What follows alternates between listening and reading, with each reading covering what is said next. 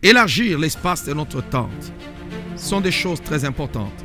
Parce que tu ne peux pas marcher avec Dieu si tu ne changes pas d'abord ta façon de penser. Impossible. Tu dois d'abord changer ta façon de penser. En d'autres termes, ton futur sera grand et tu dois te préparer déjà maintenant.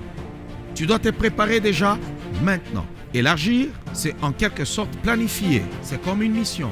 Tu dois planifier. Et ça, c'est très important. La planification, c'est un désir pour accomplir notre but. Tout grand planificateur est un grand penseur. Alors tu ne peux pas, ici, au niveau de la pensée, si tu n'as pas encore changé tes pensées, tu ne peux pas aller loin. Il y a des gens, quand vous les approchez, ils parlent toujours des autres. Mais il a une vie malheureuse.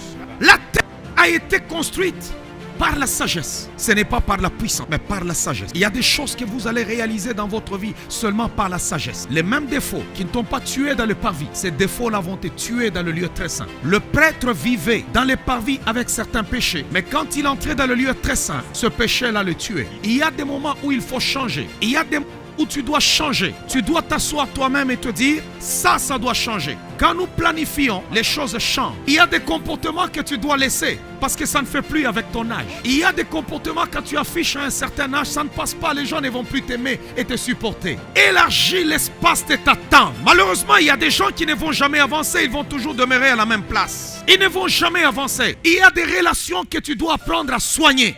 Toi, on te connaît comme étant quelqu'un de brutal. Tu n'iras pas faire ta brutalité là partout. Vous savez qu'il y a certaines personnes, la vie n'avance pas parce qu'ils regardent trop dans la vie des autres. Si tu veux que ta vie avance, commence à devenir d'abord le propre penseur de ta propre vie. Jésus, lorsqu'il est venu après la mort, donc lors de sa résurrection, il a trouvé les apôtres et il a posé, il marchait avec eux. Il a commencé à dire aux autres, toi tu seras ceci et ainsi de suite. Alors Pierre, il regarde Jean, il dit au Seigneur, Seigneur, et lui là, qu'est-ce qui lui arrivera? Qu'est-ce qui lui arrivera? Jésus lui dit, en quoi ça t'intéresse? Si je veux qu'il vive jusqu'à ce que je revienne, cela t'importe en quoi? Il y a certaines préoccupations que vous avez dans la vie, ça ne vous avance en rien. Où est-ce qu'il a acheté ses chaussures? Quand est-ce qu'il avait épousé cette fille? Qu'est-ce que tout ça? Bon, qui lui avait mis en contact avec tel? Oh bon, est-ce que lui là, il connaît ceci et qu'il mange quoi? Ça ne te concerne pas. Ça ne te concerne pas. Non, ça ne te concerne pas. Il y a dans certains milieux ce comportement-là, tu dois laisser ça dehors. Change, change. Vous savez qu'il y a certaines personnes qui ont des mauvaises manières. Il peut ne pas te connaître. Il est là, il veut te tutoyer. Hein. Il peut même tutoyer le chef de l'État.